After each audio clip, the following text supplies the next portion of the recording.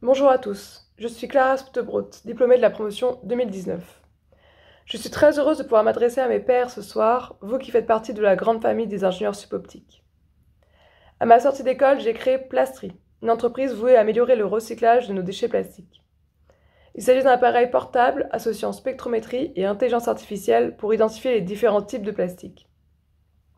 Cet outil est utilisé par les centres de tri ou les recycleurs pour trier les déchets difficilement identifiables et prévenir les pertes de production.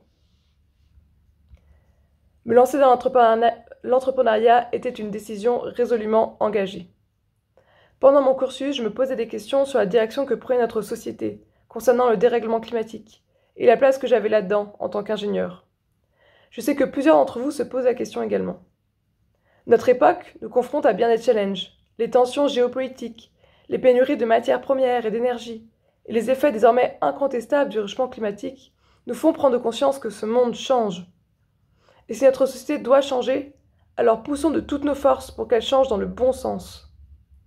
Face à la catastrophe climatique, revendiquer notre droit à un futur enviable est une urgence vitale. Les conséquences sont déjà là.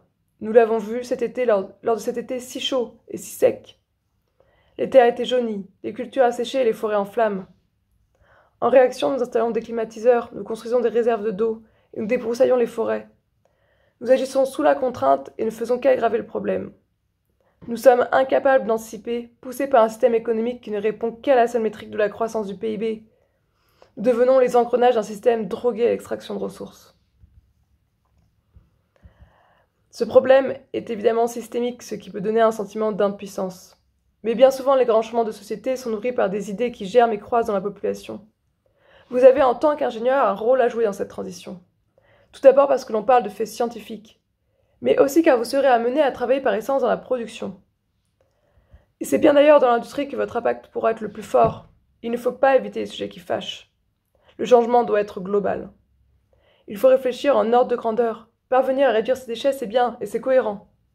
Mais parvenir à réduire les déchets d'un site industriel qui en traite 70 000 fois plus, c'est énorme. Il ne faut pas avoir peur d'agir et de s'interroger régulièrement. C'est la seule garantie d'aller dans le bon sens. Votre métier sera alors de venir poser les bonnes questions. Quelle est l'utilité de ce que je produis? Est-ce que cette solution est la plus adaptée à cet usage? Quel est son impact? Quelles ressources sont mobilisées? Est-ce que c'est possible de faire mieux? Vous pouvez aussi avoir un pouvoir en tant que salarié. En refusant de travailler pour une entreprise polluante qui ne met pas en place une vraie stratégie de transition, vous exercez sur ces dernières une pression. Ne pas parvenir à embaucher pour une entreprise, c'est remettre en question sa pérennité. C'est le levier identifié par vos confrères du manifeste des étudiants. À la place, vous pouvez aussi décider de créer votre propre travail en adéquation avec vos valeurs, ou bien vous pouvez mettre vos compétences à profit d'une entreprise qui cherche à avoir un impact positif. Vous en trouverez parmi les structures de l'économie sociale et solidaire ou du réseau climatique. Concrètement, il y a plusieurs domaines où votre expertise d'ingénieur en photonique est bénéfique. Vous pouvez travailler dans le gaspillage des ressources, fuite de chaleur, d'électricité ou d'eau. Il faut les repérer pour les analyser et les traiter. Il y a également des enjeux énormes dans la production d'énergie. Comment peut-on produire mieux? Comment maximiser l'impact des énergies renouvelables? Les démarches autour de low-tech et de l'innovation frugale vous aideront à apprendre à utiliser la technologie de manière pertinente. Et si vous avez encore du mal à vous projeter en tant qu'ingénieur dans un métier qui fait sens, vous pouvez vous rapprocher de comités de pairs qui réfléchissent sur le sujet, comme Cité Fertile, The Shift Project, le groupe Ingénieurs Engagés ou encore Make Sense. Vous y trouverez une variété d'idées et d'opinions qui vous aideront à nourrir votre réflexion. En adressant les grands challenges de notre temps, nous retrouvons l'essence de notre métier d'ingénieur. C'est tellement enthousiasmant de se dire que l'on participe à la construction de l'avenir de la société que plutôt que de subir, on agit. Nous construisons un futur plus juste, plus sobre, plus résilient et plus confortable pour tous. On retrouve le sens du progrès. Et nous pouvons y arriver ensemble en créant une dynamique entre les alumni qui désirent adresser ces enjeux. En créant par exemple un espace pour discuter des opportunités qui s'offrent à nous et pour construire ensemble nos parcours engagés.